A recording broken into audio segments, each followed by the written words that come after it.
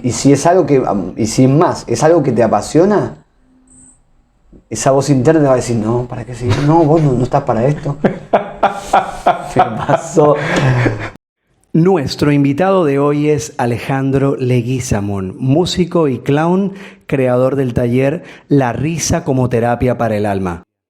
Esta conversación hace parte del podcast De la Torpeza a la Destreza.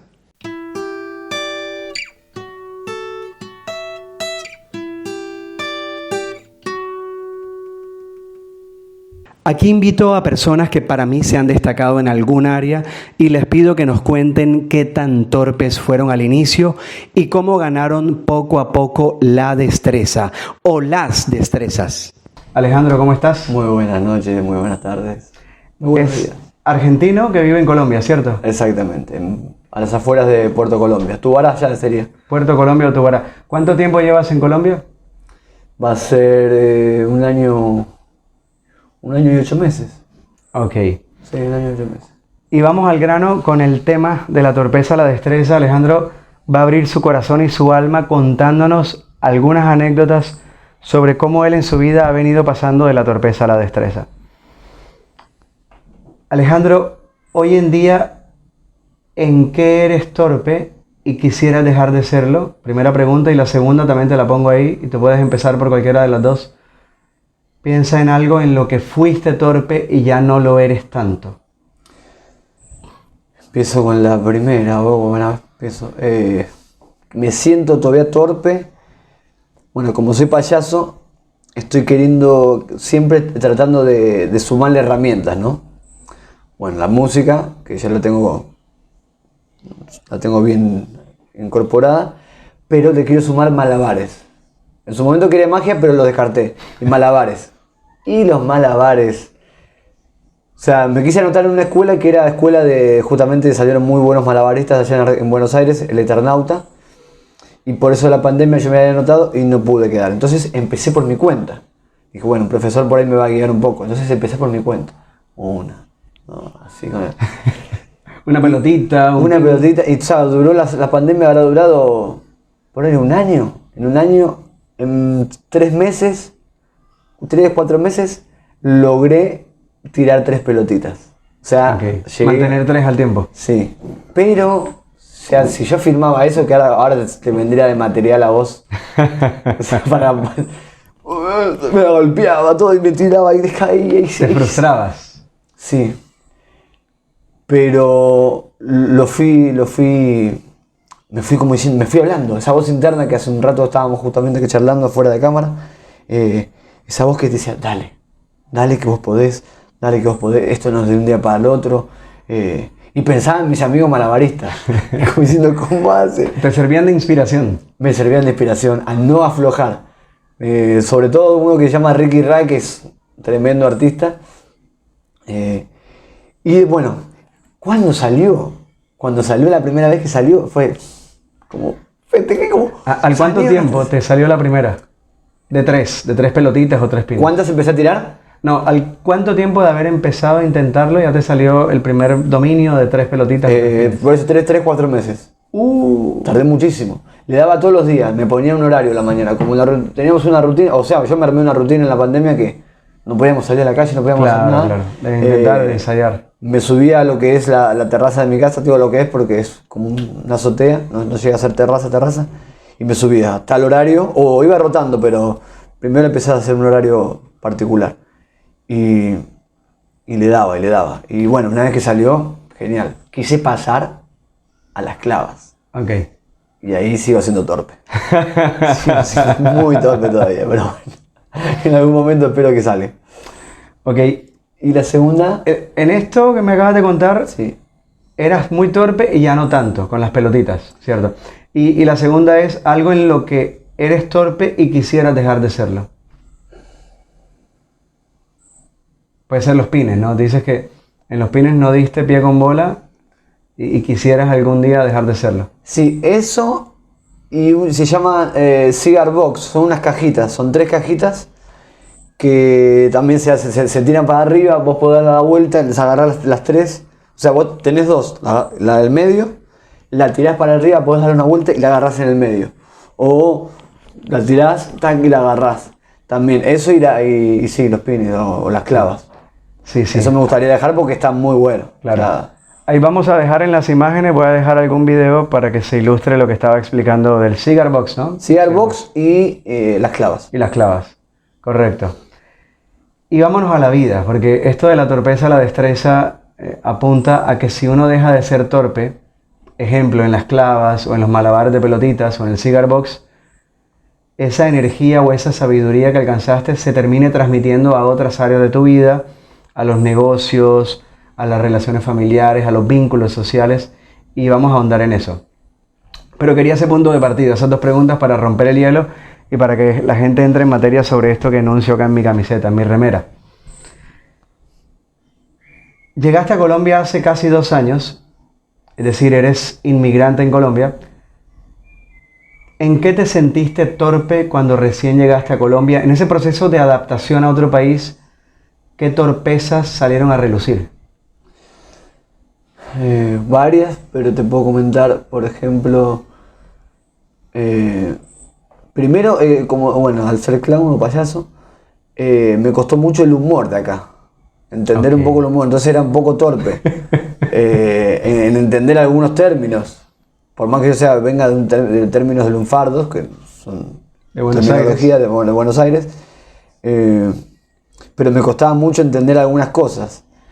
Y en las direcciones de las calles, de cómo me tenía que ubicar, no sé, me fue muy difícil. Hasta a veces no quería salir, o no quería ir a tal lugar porque, ay no, pero ¿cómo voy a hacer? ¿Cómo voy a llegar?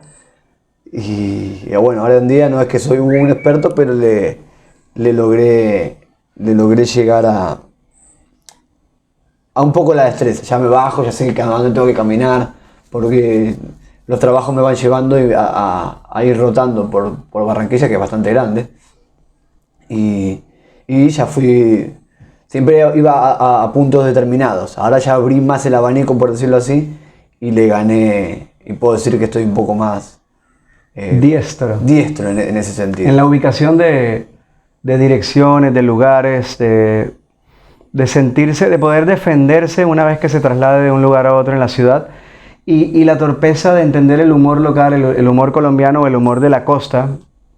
Sí, de la costa sobre todo, ¿no? ¿Cómo dejaste de ser torpe en esa adaptación al humor de la costa viniendo de Buenos Aires? Me llevó mucho también Te entregaron un manual cuando llegaste al aeropuerto. Mira, para que te vaya bien como clown, aquí está el manual para que entiendas el humor de Colombia y de la costa. No, empecé. Hubiese estado bueno. Te hubiese ahorrado muchos problemas. Por ejemplo, cuando me decían mono. ¿Por qué mono? Yo decía mono. Mono, Yo decía mono. La primera vez no me hice ni cargo. Si te estoy hablando a ti, monito, me dice, mono. Y yo decía, qué raro. Porque es rarísimo, mono. O mico, mico. Ay, no. Bueno, argentino, bueno, che. El B, no sé si se podrá decir, el che boludo. Ajá, sí, el claro. Che boludo. Y bueno, después empecé a investigar un poco más. Y en la finca donde trabajo, en la finca donde... Pueblo Santo, voluntario, ¿no? Pueblo Santo. Pueblo Santo. De hecho, le mando un saludo a toda la gente de ahí. Como son costeños, Sí. no justamente de Barranquilla, pero bueno, están acá, empecé mucho a tener, o a escuchar Claro. la parte de su humor, y me empecé a desenvolver un poco más. Es decir, y lo metía en los gags, sí, en tu vocabulario. Sí, con el payaso, y la gente se moría. No jodá, esas cosas. La gente se moría, que un argentino esté hablando Claro, así. claro, no lo podía creer. Era exótico, era como un contraste. No lo podía creer. Pero mira que me encantó esta revelación de tus torpezas al llegar a otro país, porque la de los términos y el humor de la costa se solucionó empapándose, rodeándose de esa gente con la que te rodeas ahí en Pueblo Santo.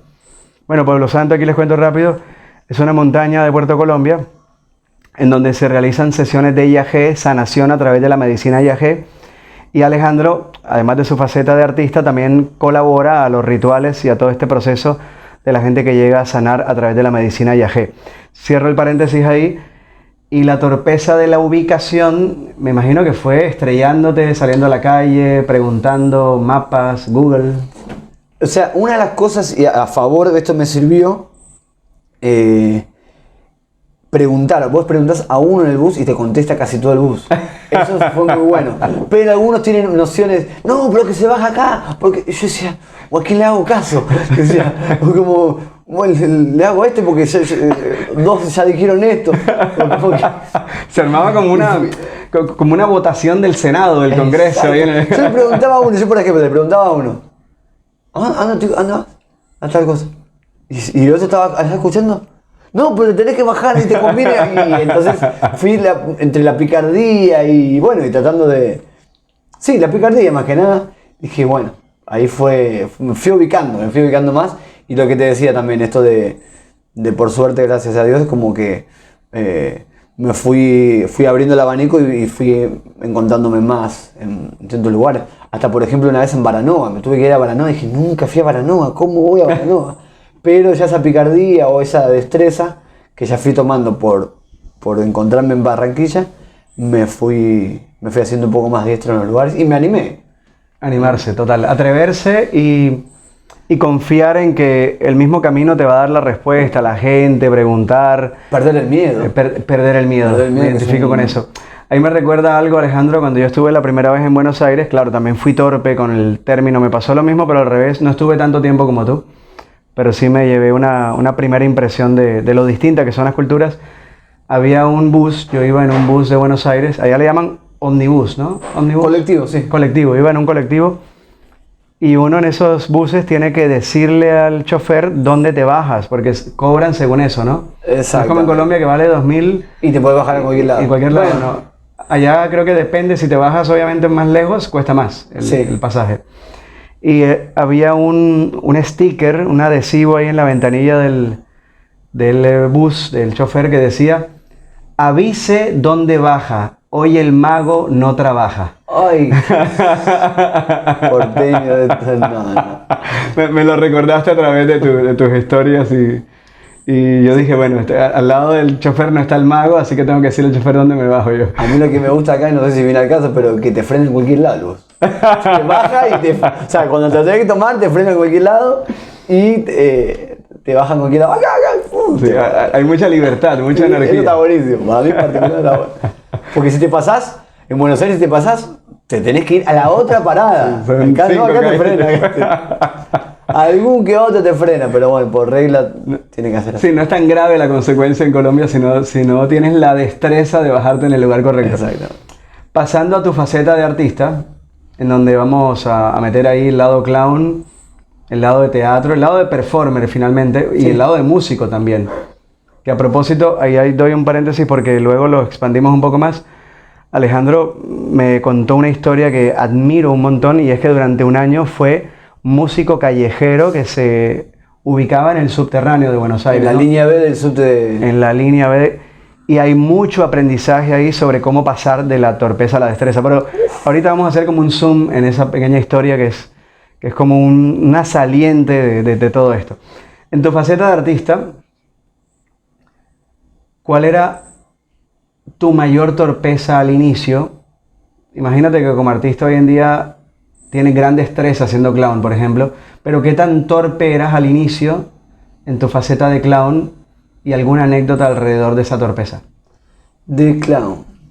Podría contar, si por ahí te desvío, pero porque de clown sí recuerdo, pero ya estaba como más... Tendría que reflexionar o pensar un poco más y perder, no sé. Pero, o de músico. De teatro y por ahí si da tiempo la de... Músico callejero. Sí. No, la de músico de baterista. Eso. Porque soy percusionista. La de teatro, por ejemplo, no podía o sea, mirarte, o sea, tener una conversación y mirar a los ojos. Y también cuando cantaba, porque yo sí fui percusionista siempre, pero en una banda me dijeron, no querés cantar porque ya percusionista tenemos. Y dije, bueno, mira que no sé cantar, pero... ¿Y qué hacía? Miraba el micrófono y no miraba al público. Como que cantaba y me daba miedo mirar al público. O sea, no. ¿Cómo un cantante va...? O sea, dale, o sea, estamos acá. Yo cantaba y no miraba. ¿Cuántos recitales tuviste así? ¿Cuántos conciertos? En Colombia se dice conciertos, en Buenos Aires recitales. Recitales. Me animo a decir que aparte con esa banda salíamos mucho a tocar, casi todos los fines de semana, viernes y sábado. Bastante recital, o sea, tuvimos 8 al años, micrófono sin mirar al público. 8 años, y de esos 8 años, un año me animo a decir que estuve así. Así mirando al micrófono sin mirar al público. Sí, muy poco miraba. Ya después, bueno, un poquito más me soltaba o cerraba los ojos y hacía cosas así para romper esa timidez. ¿Sientes que la gente se daba cuenta que el público notaba esa torpeza tuya social de no querer mirarlos a los ojos? Y los perdía, sí, o sea, cuando no conectaba, por ahí alguien me estaba haciendo como, y yo me perdía eso.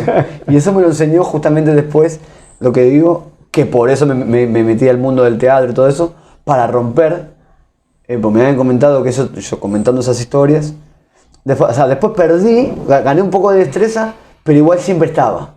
Y esto que te digo de conversar y me da un poco de vergüenza o pena, porque yo conversaba así con vos y de repente por confianza, vaya a saber uno por qué, no sé qué, miraba para el costado.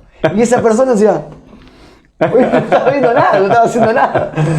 Y entonces, y hay un ejercicio de teatro, que el primer año de teatro, que te ponen todos en fila y vos tenés que pasar y ir mirando a todos. No lo podía hacer. O sea, yo iba caminando y hacía... Como que miraba al piso o miraba atrás. No. Mirá, me decía la profe, vale, mirá. Y yo seguía. No, me iba y yo seguía. Y ahí fui rompiendo, ahí fue... Hay que ver, Alejo, de cada 10 personas, ¿cuántas de esas 10 no podían mirar a los ojos a los otros al inicio de su vida, cuando eran jóvenes sobre todo? Porque me parece que la estadística es alta. Yo también sufrí de eso, de esa torpeza. No dimensioné qué tan grave era, pero luego ¿se podrá llamar torpeza? Perdón, sí. Sí. Pues si no es torpeza, está emparentada o está asociada ahí con alguna torpeza social, porque es como la incapacidad de conectarte con el otro. Claro. Y detrás de esa incapacidad viene un costo social muy alto, que es no enganchar, no tener empatía, que no cuenten contigo. Como no generar confianza. Creo que en la mirada, más allá de lo estético, hay una entrada en confianza. Exactamente, sí. Y bueno, y ahí fui rompiendo. De hecho, bueno, lo resumo bastante. Cuando terminamos el año, al cierre de año, que hacen la muestra, todo, pero antes de la muestra, nos hizo hacer de nuevo ese ejercicio. Y así, pasé hasta los ojeaba un poco más, porque los miraba, gané confianza, gané todo. Y eso fue para mí fue un cambio tremendo y un aprendizaje tremendo. Entonces ahí fui... Y hacerlo muchas veces, ¿eh? Me imagino que no fue solo la primera clase, sino que hacerlo muchas veces ya te dio esa destreza. Sí, y gané muchísimo, muchísimo. Uno me ve ahora así, o me conoce, el que me conoce ahora, y dice, este es extrovertido, todo, pero fui muy tímido. De hecho, en algunos momentos lo sigo haciendo, pero con eso gané mucha confianza, rompí muchas barreras, muchos miedos. Yo creo que las clases de teatro es el viaje de la timidez de muchos, y ahí me incluyo también, porque casualmente Alejo y yo tenemos una persona en común, Natalia Acosta, que yo también cuando era muy tímido, era infernalmente tímido, ella me dio unas cuantas clases de teatro, como un mes y medio, y no quiere decir que después de las clases con Natalia yo estaba re extrovertido, pero por lo menos no era tan tímido como cuando empezamos. Tenías más herramientas, ¿no? O por lo menos a mí me gané muchas más herramientas. Tal cual. Y después, bueno, obviamente con el clown, muchísimo más, porque a mí me gusta ser de esos payasos que improvisan encima. Y salir a trabajar a la calle o salir a... Sí, ponerme la nariz y salir a jugar. Entonces esa era mi escuela. Esa fue como mi escuela y ahí rompí muchísimo miedo, ¿no? Como músico callejero, ¿alguna torpeza que identificaste al inicio cuando estabas apenas rompiendo el hielo con la calle? Torpeza, tendré que pensar. Yo me imagino, por ejemplo, escoger el lugar y juntarte con esos otros músicos o vendedores que ya están ahí, que sienten que si te van a dar a ti 100 pesos, se los quitan a ellos. Me imagino que habrán historias sobre eso, sobre el relacionamiento con los otros. Sí, relacionarme con los otros músicos. Me pasó algo particular que pensé que yo iba a tener más problemas con entre comillas, la mafia, ¿sí? de los vendedores. Y fue todo lo contrario. no sé si por por mi manera de ser, me llevé mejor con los vendedores que con los artistas. Y los artistas no. Qué paradoja, qué ironía. Y los artistas me enfrentaban, que bueno, vos no podés estar acá, que no, pero ¿por qué? Yo decía, el sol sale para todos, o sea, el subte. Y más me metía, sí, ahí recuerdo. Cierro eso y ahí sigo con lo otro. Dale. Están los subtes que hay subtes herméticos, que son los más nuevos, y subtes los más viejitos que van como todo de corrido, como lo que por ahí que se ven en las películas. Y yo decía, o sea, la destreza mía fue que yo tocaba y no tenía amplificación. Entonces ese vagón sonaba, toque, y yo iba cantando así, y me iba matando la voz y la vena y roja.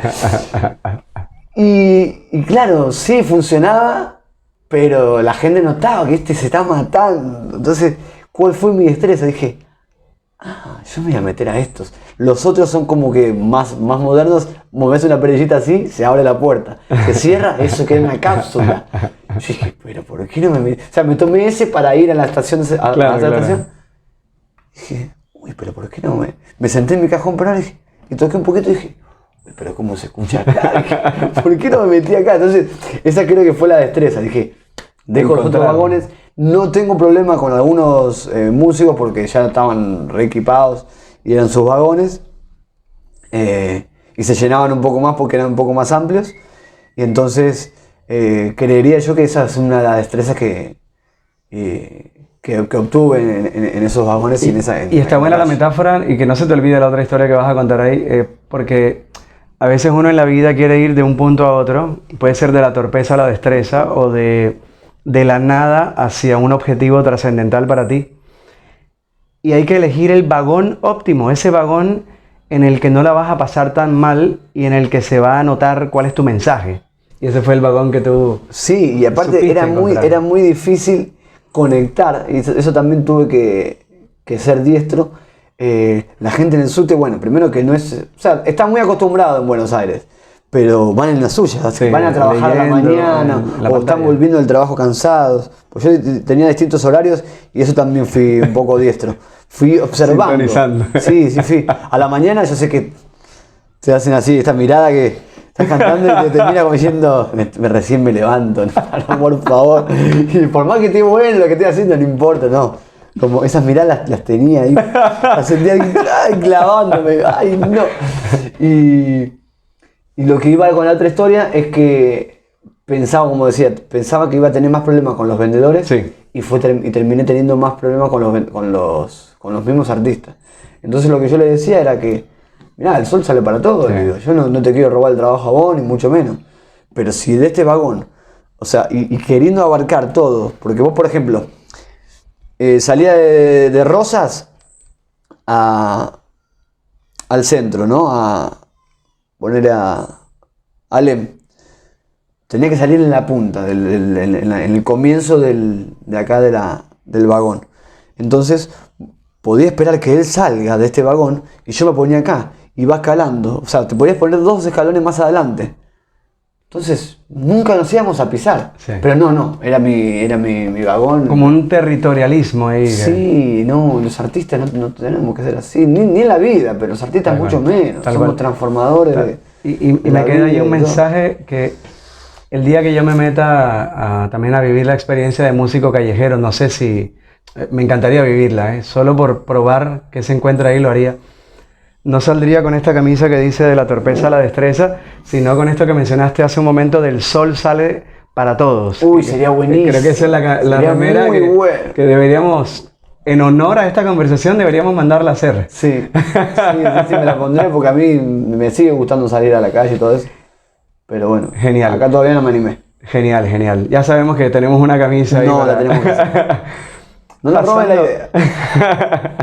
Bueno, y si la roban, dan acá las comisiones, los créditos. No, y que la hagan, que les sirva y que les funcione. Que les pueda abrir muchos caminos. Tal cual.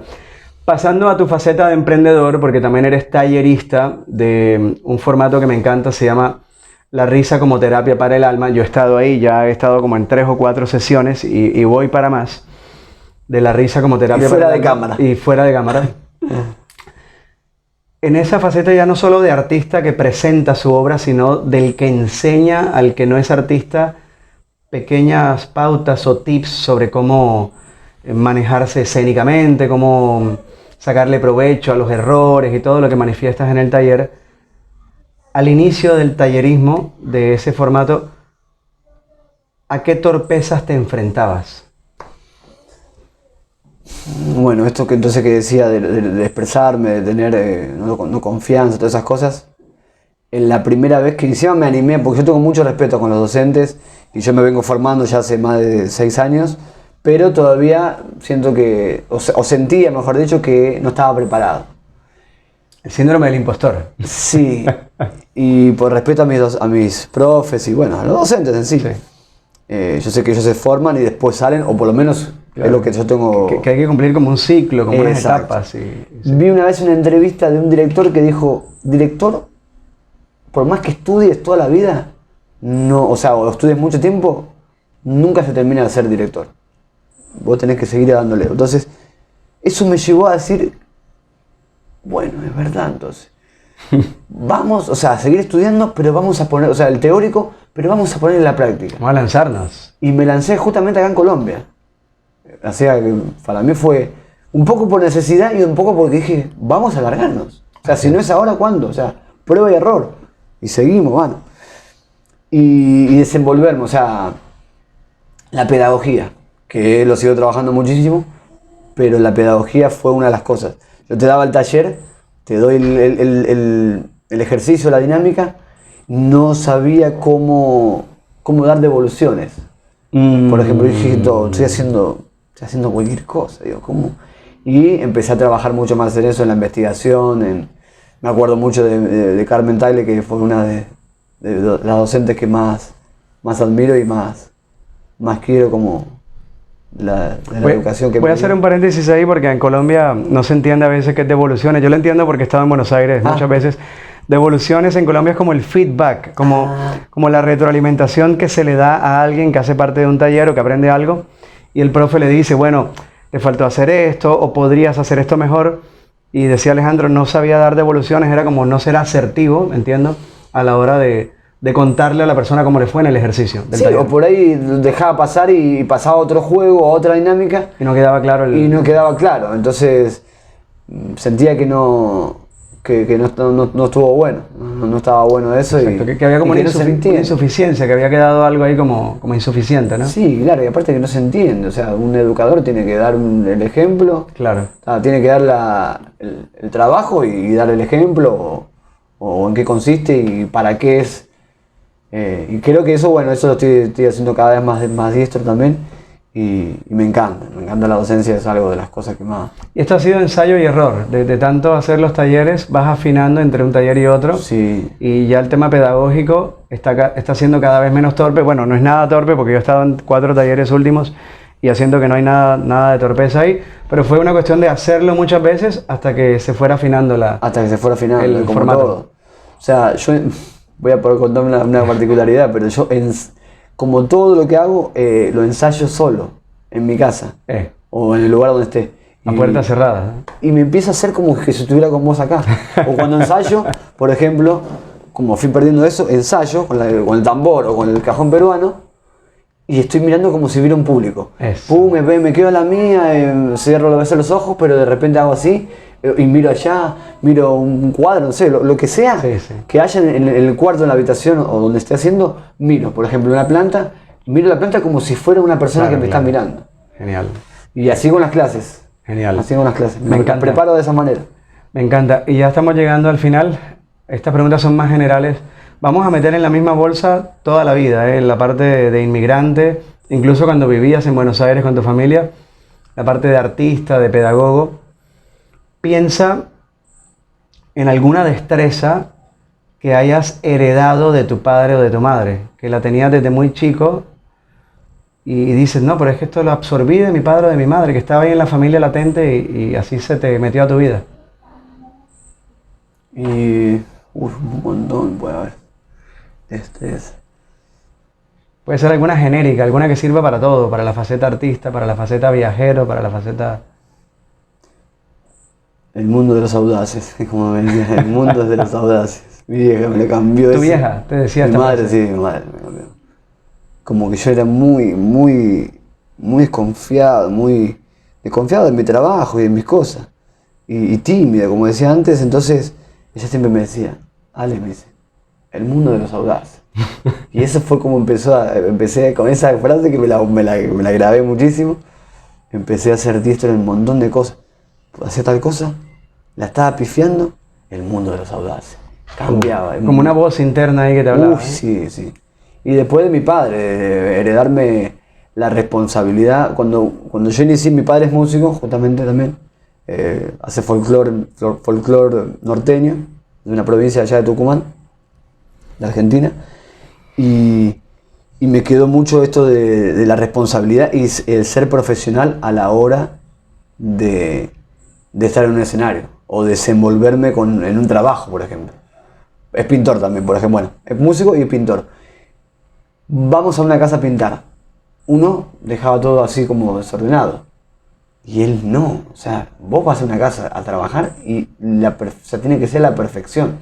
Dejar como entraste a la casa, la dejás y mejor aún todavía.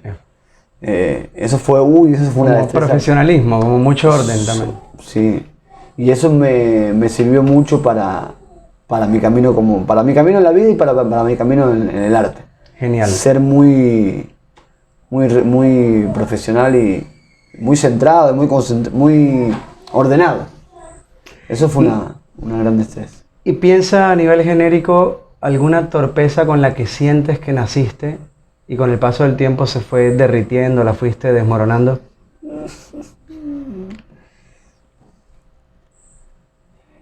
Bueno, también puedo ir a la música, a la batería.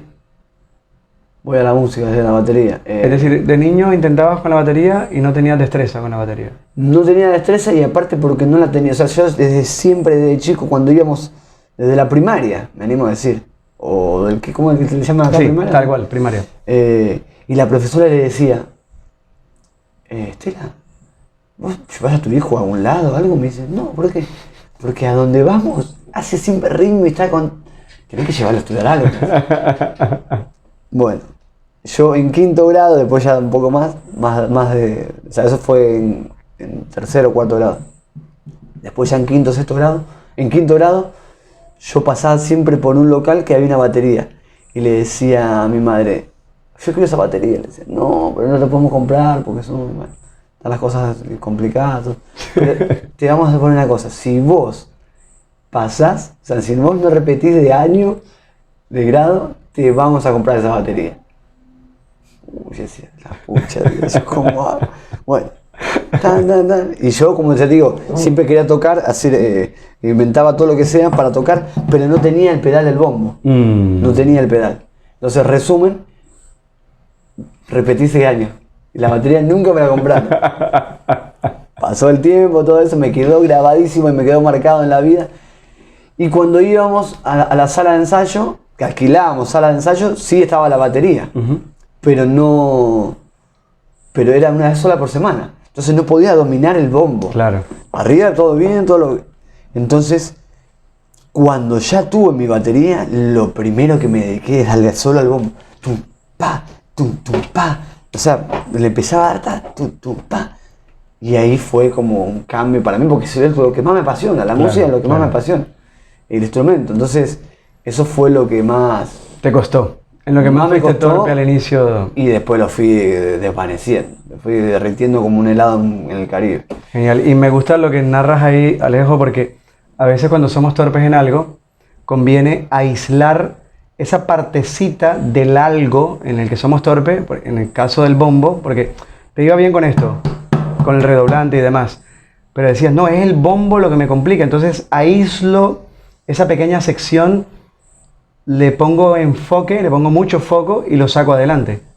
Que es lo que es como en la guitarra, el que rasguea bien pero no arpegia. Se va a tener que quedar arpegiando solo unas semanas hasta que lo domine. Exactamente, pero aparte porque es el motor, el ritmo de todo. O sea, total.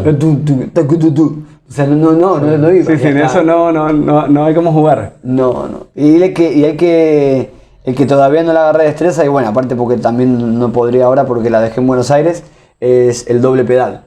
Al doble bombo, que serían 2 bombos, pero hay doble pedal. Vos tenés al lado del hi-hat, que es la pareja, tenés, al tener el doble pedal, tenés el pedal acá, un cañito que lo separa, y para tener los 2 pedales, el del hi-hat y el del bombo. Entonces, para hacer doble, claro, doble bombo. Ese todavía soy bastante torpe. ¿Alguna vez te comparaste con gente que era más diestra que tú, con gente que tenía mayor destreza? ¿Ibas en el camino hacia perfeccionar tu arte o hacia ser una persona distinta, evolucionada y dijiste, uy, pero me comparo con estos otros? Y esa comparación te pudo envenenar, pero le cambiaste la percepción y luego la viste como algo alentador quizá. Compararme, lo que es compararme no, porque yo siempre digo que cada uno no tiene su magia y todo, pero sí que por referenciarte, referenciarme, ¿no? Sí, con varios colegas que por ahí no por más que dé el nombre no los conoce. De hecho, Joaquín Barragán, que era un baterista, o que es un baterista que estaba en el entorno, y Uriel Tordo, que es el hijo de una banda muy conocida que se llama La Mississippi Blues Band. Los conozco. Sí, el baterista de La Mississippi, Uriel Tordo, es el hijo del Negro Tordo. Y claro, eran dos, Uriel es un monstruo y Joaquín también, tremendos monstruos. Entonces, yo iba a los ensayos, que como comúnmente compartíamos ensayos o encuentros, y yo me quedaba atrás. O comúnmente uno va a ver recitales y yo me quedaba atrás. O hacía lo posible para quedarme atrás y ver cómo dominaban el bongo, cómo tocaban, cómo cambiaban el hi-hat. O sea, eso fue bueno, revelador para ti. Revelador, pero tremendo. Y genial. Siempre también a todos los recitales que podía hacías eso. Me iba atrás a ver o trataba de estar siempre viendo el baterista, claro, a ver lo que hacía. Analizando. Es que maravilloso lo que dices porque Alejo tenía 2 caminos.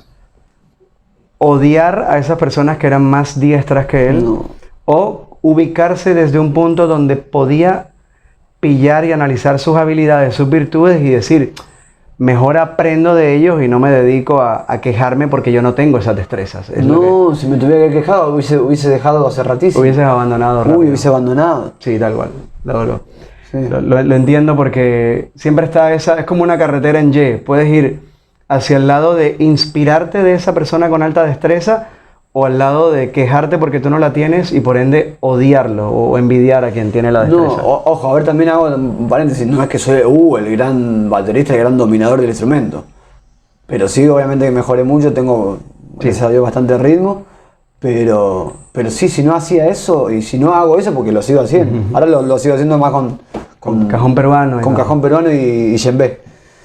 Tambor, entonces no, claro, te quedás, en cierta manera te quedás. Para finalizar, imagina que la torpeza y la destreza son 2 puntos separados, obviamente. Uno arranca torpe en algo y la destreza está por acá y tienes que recorrer un caminito y cómo ir de un punto a otro. ¿Qué tiene que atravesar una persona? Que ese es el mensaje final para las personas que nos ven acá en este formato de la torpeza a la destreza, versión entrevistas. ¿A qué tiene que enfrentarse una persona que pasa de la torpeza a la destreza en algo que quiere perfeccionar en su vida, en algo que quiere pulir en su vida?